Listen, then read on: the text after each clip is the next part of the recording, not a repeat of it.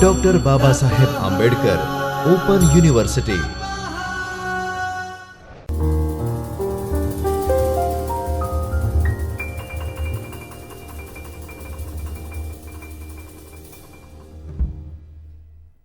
Hello dear learners, this is Shachi Gupta, Assistant Professor of Economics from Chaitanya Studio of Dr. Baba Saheb Ambedkar Open University. Last lecture में हमने देखा था कि बहुत सारे concepts होते हैं इकोनॉमिक्स में, बहुत स्पेशल कंसेप्ट्स होते हैं। उन कंसेप्ट्स को हमने आधा पुरानी वाली क्लास में किया था, आज हम उनको कवर करेंगे जो रिमेनिंग पार्ट है।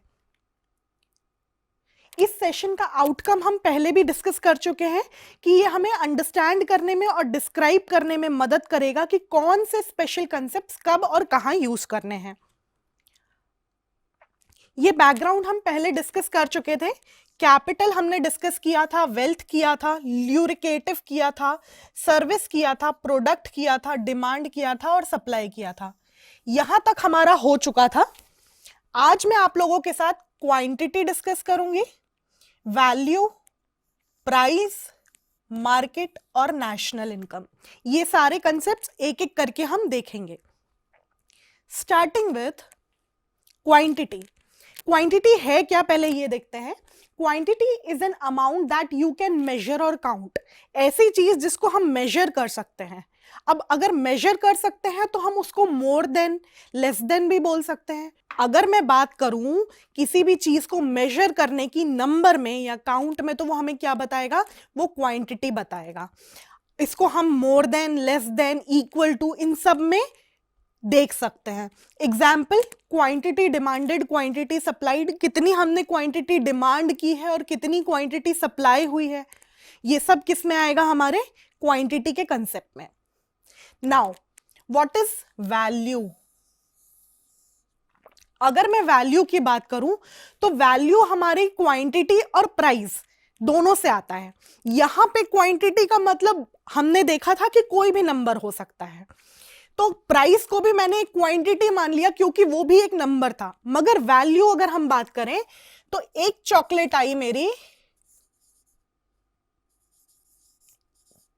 50 रुपीज की, तो 2 चॉकलेट कितनी की हो गई, 100 की। ये हमें कैसे समझ में आया, हमने क्या किया, ये जो क्वांटिटी है हमारी 2, इसको, ये जो इसका प्राइस था 50, इससे मल्टीप्लाई किया तो हमें वैल्यू मिल गई कितनी, 100। तो यहां पे वैल्यू क्या होता है, जो भी हमारी क्वांटिटी है, जो भी हमारा नंबर है, उसको हम प्राइस से इंटू करा दे। लास्ट एग्जाम्पल में हमने प्राइस को ही क्वांटिटी मान लिया था। क्वांटिटी मतलब कोई भी नंबर हो सकता है।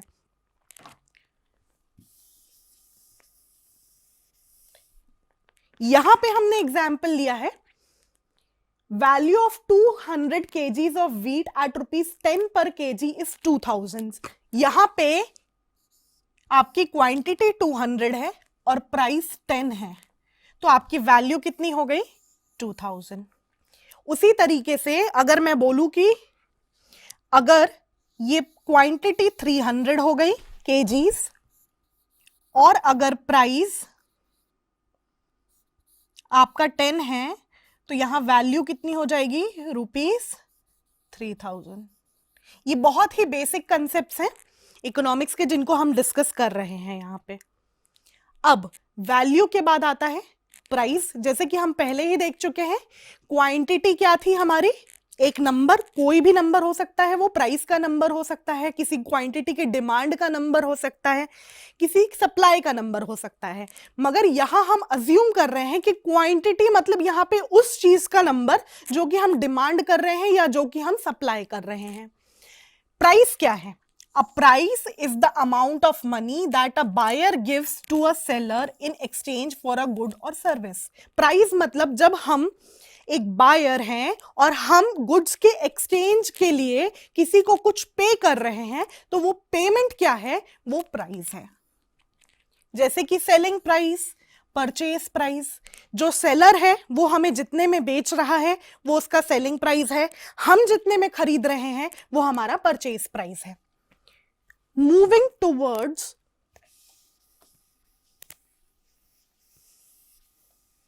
our Next concept,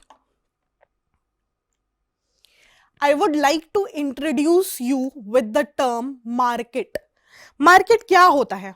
बहुत आसानी से हम बोल देते हैं कि मार्केट एक प्लेस है. एक प्लेस मतलब दिल्ली में अगर मैं बोलूं कनॉट प्लेस, तो कनॉट प्लेस एक मार्केट है. मगर इस बात का ध्यान रखना है कि it does not necessarily means a place. Market का मतलब हमेशा एक जगह नहीं होती.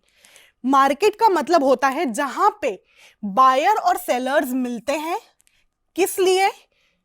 किसी कमोडिटी या सर्विस को परचेज करने के लिए, और वो डायरेक्ट कंपटीशन में होते हैं वन अनदर के. मतलब जहां बायर्स मिल रहे हैं, सेलर्स मिल रहे हैं, दोनों एक दूसरे से गुड या सर्विस एक्सचेंज कर रहे हैं किसी प्राइस के लिए, और सेलर्स के बीच में बहुत सारा कंपटीशन है. अब इसके एलिमेंट्स की बात करते हैं कि अगर मार्केट को हमें यह कहना है कि यह मार्केट है, तो उसमें क्या जरूरी है? पहला, खरीदने वाला होना चाहिए और बेचने वाला होना चाहिए. बायर्स भी होने चाहिए आपके, सेलर्स भी होने चाहिए. क्या बेचेंगे और क्या खरीदेंगे? अगर मैं प्रोडक्ट की बात करूं तो जो एग्जाम्पल हम लेते हुए अभी तक आ रहे हैं वो है चॉकलेट. तो मैं बोल सकती हूं आपको ये चॉकलेट प्रोडक्ट है, तो आपको एक प्रोडक्ट या सर्विस कुछ ना कुछ एक्सचेंज करना पड़ेगा. बार्गेनिंग फॉर अ प्राइस, यहां पे प्राइस तय होने चाहिए किसी ना किसी गुड के. Knowledge about market condition, market की कंडीशन के बारे में नॉलेज होना चाहिए. Single price at a given time, ऐसा ना हो कि मैं बोल रही हूं 10 रुपए भी है इसकी कीमत, 20 रुपए भी है इसकी कीमत, 30 रुपए भी है इसकी कीमत. ऐसा नहीं हो सकता. अगर ऐसा हो रहा है तो हम उसको मार्केट नहीं कह सकते. मार्केट में अगर मैं कमोडिटी और सर्विस एक्सचेंज कर रही हूं तो एक टाइम पे एक ही प्राइस होगा. आई होप ये एसेंशियल कंडीशंस आप लोगों को क्लियर हुई हैं. अभी हम मार्केट्स को क्लासिफाई करते हैं अलग अलग बेसिस पे, जैसे कि area, time, nature of transaction, regulations, volume of business and competition. तो इनको एक एक करके हम डिस्कस करेंगे कि क्लासिफिकेशन किस तरीके का है. अगर मैं एरिया के हिसाब से डिवाइड कर रही हूं तो उसका क्या क्लासिफिकेशन होगा, टाइम के हिसाब से क्या होगा, उसी तरीके से सारे फैक्टर्स के हिसाब से क्या होगा. फर्स्ट बेसिस है मेरा on the basis of area. Area के हिसाब से बांटे तो हम फर्स्ट मार्केट को बोलते हैं लोकल मार्केट, उसके बाद आता है रीजनल मार्केट, उसके बाद आता है नेशनल मार्केट, और सबसे आखिरी में आता है हमारा इंटरनेशनल मार्केट. अब लोकल मार्केट में किस तरीके के गुड्स होंगे? लोकल मार्केट जैसे कि हम जाते हैं बाजार में पेरिशेबल गुड्स खरीदने. पेरिशेबल गुड्स क्या होते हैं? जो जल्दी खराब हो जाते हैं, जिनकी लाइफ कम होती है. फॉर एग्जाम्पल मिल्क, एक दिन लिया आप 2 दिन के ज्यादा उसको इस्तेमाल नहीं कर सकते. वेजिटेबल्स एक वीक के अंदर कंज्यूम करनी ही पड़ेंगी. तो ऐसे गुड्स का मार्केट कैसा होता है? ऐसे गुड्स का मार्केट लोकल मार्केट होता है. ठीक है, जो गुड्स पेरिशेबल होते हैं जैसे कि बटर, एग, मिल्क और वेजिटेबल. आई होप ये क्लियर हुआ है आपको. इसके बाद है रीजनल मार्केट. एक पर्टिकुलर रीजन में ये मार्केट होता है. यहां सेमी ड्यूरेबल गुड्स आते हैं, जैसे कि शर्ट्स. अगर मैं बोलूं कि हमारे पूरे गुजरात में जो टेक्सटाइल मार्केट है वो बहुत फेमस है, तो ये रीजनल मार्केट है. शर्ट्स का मार्केट हम बोल रहे हैं, यहां पे सेमी ड्यूरेबल गुड्स होते हैं. फिर आता है नेशनल मार्केट्स. यहां पे हमारी कंट्री में क्या स्पेशलिटी है वो हम देखते हैं. उन गुड्स को जो ड्यूरेबल होते हैं, इंडस्ट्रियल प्रोडक्ट्स होते हैं, जनरली वो नेशनल मार्केट में जाते हैं. और इंटरनेशनल मार्केट मतलब हमारे देश का ट्रांजैक्शन दूसरे देश के ट्रांजैक्शंस के साथ हो रहा है, तो हम उसको क्या बोलेंगे? वो इंटरनेशनल मार्केट है. यहाँ पे बहुत सारी प्रीशियस कमोडिटीज आ जाती हैं, जैसे कि सिल्वर, गोल्ड. ये सिर्फ एग्जाम्पल के तौर पे मैं आपको बता रही हूं, ये कोई हार्ड कोर एग्जाम्पल्स नहीं है. मूविंग फॉरवर्ड,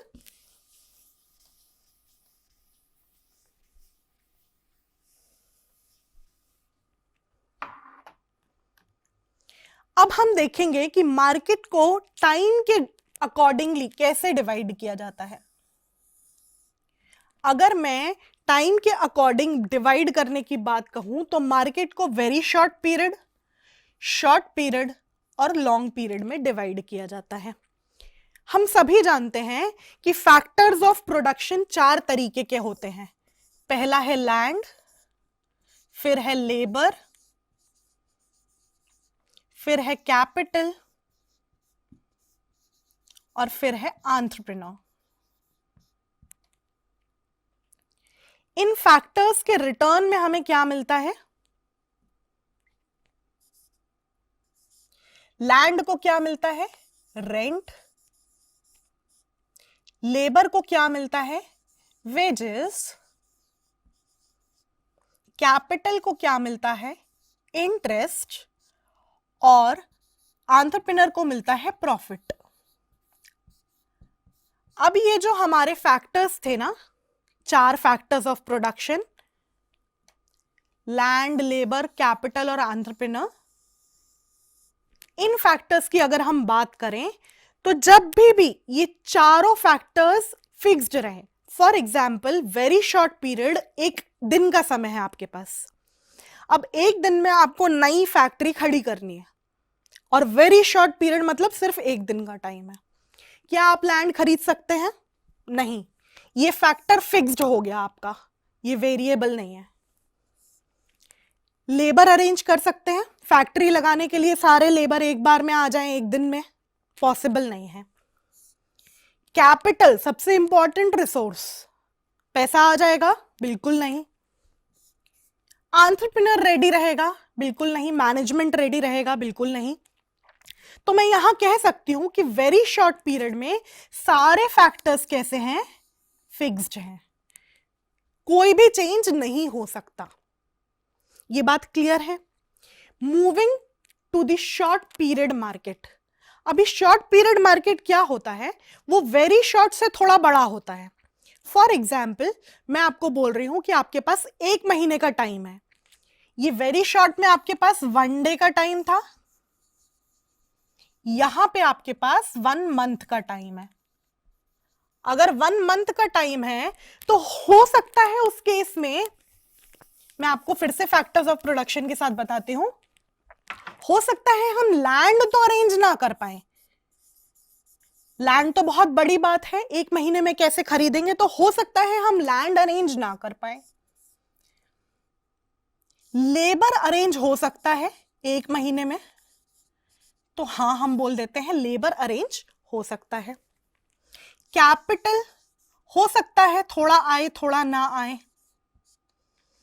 एंटरप्रेन्योर हो सकता है रेडी हो सकता है ना हो।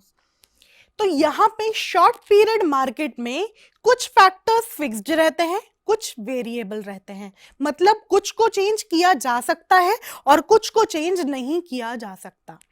ये हुआ हमारा शॉर्ट पीरियड मार्केट। अब अगर मैं बोलूं कि हमारे पास लॉन्ग पीरियड मार्केट है, 1 डे का हुआ वेरी शॉर्ट, उससे थोड़ा बढ़ाया 1 महीना तो शॉर्ट। अब मैं बात कर रही हूं लॉन्ग पीरियड मार्केट की, for example 1 year. Long period में मेरे पास इनफ टाइम होता है कि मैं अपने फैक्टर्स ऑफ प्रोडक्शन को बदल सकूं, ओवर द टाइम चेंज कर सकूं। ये जो टाइम फ्रेम मैं ले रही हूं, 1 डे, 1 मंथ, 1 ईयर, ये सिर्फ एग्जाम्पल के तौर पे है। ये बिजनेस टू बिजनेस वेरी करेगा कि किस बिजनेस के लिए वेरी शॉर्ट पीरियड क्या है, शॉर्ट पीरियड क्या है और लॉन्ग पीरियड क्या है। ये सिर्फ एग्जाम्पल है। अभी लॉन्ग पीरियड मार्केट 1 ईयर है, ठीक है। अब आपके पास इनफ टाइम है कि आप क्या कर सकें, लैंड अरेंज कर सकें, लेबर भी मिल जाएगा आपको, कैपिटल भी मिल जाएगा आपको और एंटरप्रेन्योर भी रेडी रहेगा। उस केस में सारे फैक्टर्स यहां पे कैसे होंगे? हमारे सारे फैक्टर्स हमारे वेरिएबल होंगे। यहां पे हम अपने सारे फैक्टर्स को ओवर द टाइम चेंज कर सकते हैं। तो अगर मैं मार्केट की बात करूं तो मार्केट को टाइम के बेसिस पे 3 भागों में बांटा गया है। 3 पार्ट्स कौन कौन से हैं? वेरी शॉर्ट पीरियड मार्केट, जिसमें सारे फैक्टर्स कैसे होते हैं? फिक्स्ड होते हैं, शॉर्ट पीरियड मार्केट जिसमें कुछ फैक्टर्स फिक्स्ड होते हैं, कुछ वेरिएबल होते हैं, और लॉन्ग पीरियड मार्केट जिसमें सारे फैक्टर्स वेरिएबल होते हैं। आई होप ये क्लियर है आप लोगों को।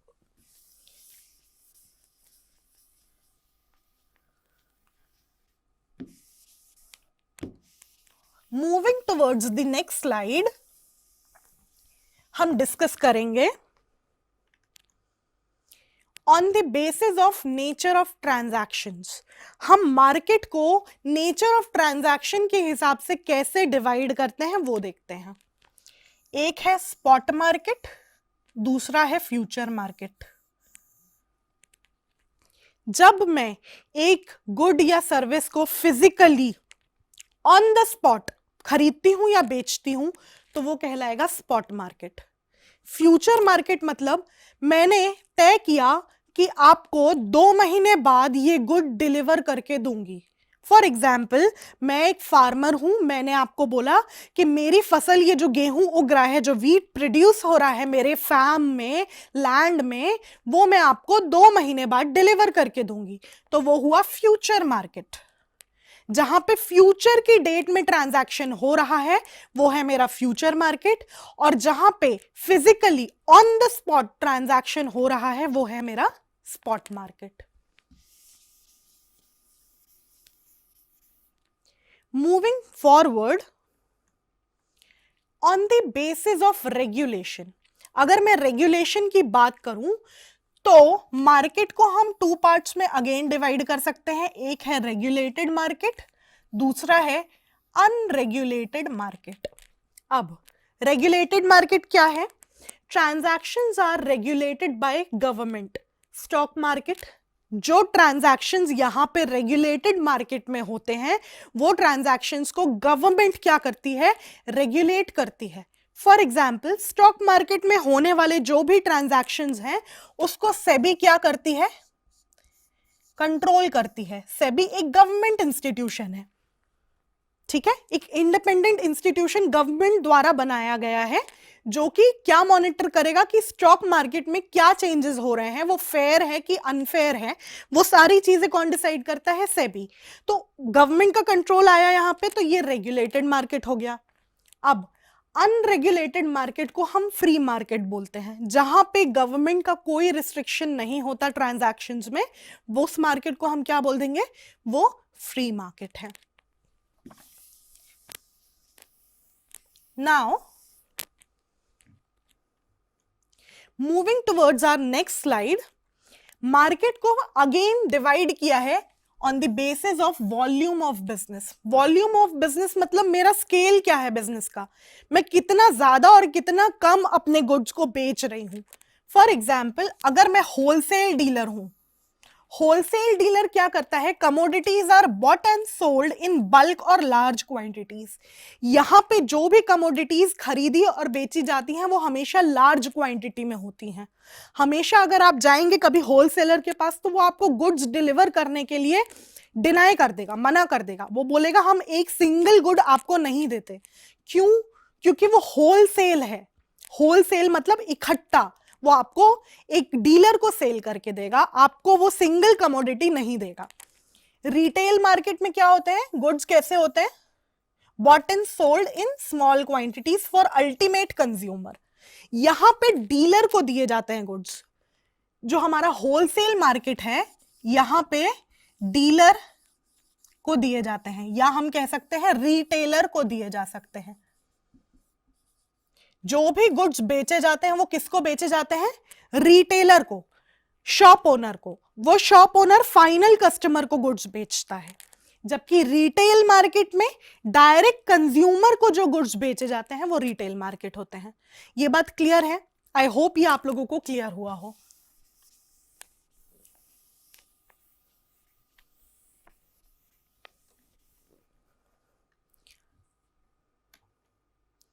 On the basis of competition, अगर मैं बात करूं मार्केट को हम कंपटीशन के बेसिस पे अगर बांटते हैं तो एक है परफेक्टली कॉम्पिटिटिव मार्केट, दूसरा है imperfectly competitive market. Perfectly competitive तो एक ही है, इम्परफेक्टली कॉम्पिटिटिव को अगेन डिवाइड किया गया है मोनोपोली में, मोनोपोलिस्टिक कंपटीशन में,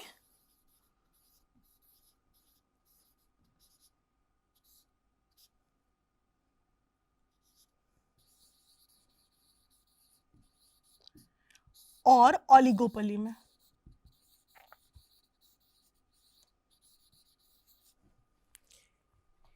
तो परफेक्ट कंपटीशन एक है, इम्परफेक्ट कंपटीशन को अगेन डिवाइड किया गया है 3 पार्ट्स में, मोनोपोली, मोनोपोलिस्टिक कंपटीशन और ओलिगोपोली।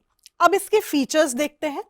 अगर मैं किसी मार्केट को बोलती हूं कि वो परफेक्टली कॉम्पिटिटिव मार्केट है, तो उसके क्या कैरेक्टरिस्टिक्स होंगे? उसमें परफेक्ट कंपटीशन मार्केट के फीचर्स होंगे जैसे large number of buyers and sellers, uniform price. ये सब डिटेल में आगे आने वाली यूनिट्स में हम डिस्कस करेंगे कि क्या होता है परफेक्ट कंपटीशन, वहां पे प्राइसेस कैसे डिटरमाइन किए जाते हैं, उसके क्या फीचर्स होते हैं। अभी हम सिर्फ ब्रीफ में डिस्कस करेंगे कि परफेक्टली कॉम्पिटिटिव मार्केट एक अलग एरिया है जिसमें बहुत सारे बायर्स और सेलर्स होते हैं, सिंगल प्राइस होता है। अब आता है इम्परफेक्टली कॉम्पिटिटिव मार्केट। अगर मैं मार्केट की बात करूं तो इसको फिर से डिफाइन किया किस तरीके से? इम्परफेक्टली कॉम्पिटिटिव, मोनोपोली, मोनोपोलिस्टिक और ओलिगोपोली।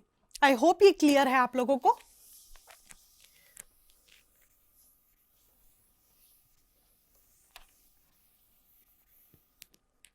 मूविंग फॉरवर्ड, हमारा जो नेक्स्ट कंसेप्ट है that is national income.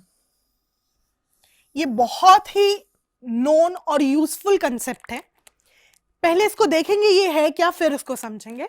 National income means the value of goods and services produced by a country during a financial year. अगर मैं बात करूं ड्यूरिंग द फाइनेंशियल ईयर कौन सा होता है हमारा? 1 अप्रैल से 31 मार्च तक। 1 अप्रैल से 31 मार्च तक ये मेरा फाइनेंशियल ईयर होता है। अब इस फाइनेंशियल ईयर में जितने भी value of goods and services produce हुए हैं, वैल्यू हम देख चुके पहले क्या होता है, क्वांटिटी मल्टीप्लाई बाय प्राइस, तो जो निकलता है वो मेरी क्या होती है, वो वैल्यू होती है। तो उस वैल्यू के जितने भी गुड्स और सर्विसेज एक कंट्री में प्रोड्यूस हुए हैं ड्यूरिंग द फाइनेंशियल ईयर 1 अप्रैल से 31 मार्च के अंदर, तो हम उनको क्या बोलेंगे, वो क्या है, नेशनल इनकम है मेरी। Thus, it is the net result of all economic activities of any country during a period of 1 year. जितनी भी इकोनॉमिक एक्टिविटी हुई है उस एक साल में, एक साल मतलब फाइनेंशियल ईयर 1 अप्रैल टू 31 मार्च, जो भी इकोनॉमिक एक्टिविटी हुई है उसको हम मनी में मेजर करेंगे और फिर बोलेंगे कि वो इकोनॉमिक एक्टिविटी इस वैल्यू की मेरी नेशनल इनकम है। फॉर एग्जाम्पल 3 लाख करोड़, ये सिर्फ एग्जाम्पल है, 3 लाख करोड़ ये मान लीजिए मेरी नेशनल इनकम है इस साल की।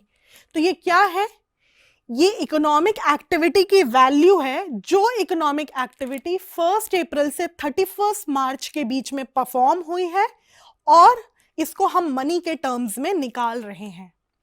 आई होप ये क्लियर हुआ है। अब अगर मैं नेशनल इनकम की बात करूं तो ये एक बहुत अच्छा मेजर है किसी भी कंट्री की ग्रोथ को नापने के लिए।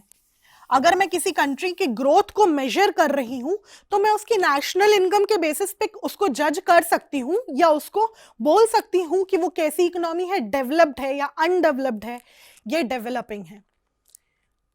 इसको कैलकुलेट करने के बहुत सारे मेजर्स होते हैं जैसे कि value added method, income method, expenditure method. Value added method हमें यह बताती है कि कितनी वैल्यू ऐड हुई हमारी कंट्री में, उसके द्वारा हम कैलकुलेट करेंगे नेशनल इनकम। इनकम मेथड मतलब सारे सोर्सेस से कितनी इनकम हुई उसकी हेल्प से हम नेशनल इनकम कैलकुलेट करेंगे। एक्सपेंडिचर मेथड मतलब हम एक्सपेंडिचर कितना कर रहे हैं डिफरेंट सेक्टर्स पे, उसके हिसाब से नेशनल इनकम कैलकुलेट करेंगे। आई होप ये आप लोगों को क्लियर हुआ है। ये जितना भी सेशन हमने किया है ये 2 पार्ट्स में था, स्पेशल कंसेप्ट्स, जो कि हम आज इसको कंप्लीट कर चुके हैं। नेक्स्ट आने वाले सेशन में मैं यूनिट 4 डिस्कस करूंगी। आई होप आपको जो भी डाउट है आप मुझे इस कॉन्टैक्ट पे बिल्कुल मैसेज कर सकते हैं या फिर मेल ड्रॉप कर सकते हैं, shachigupta@baou.edu.in। Thank you so much for joining.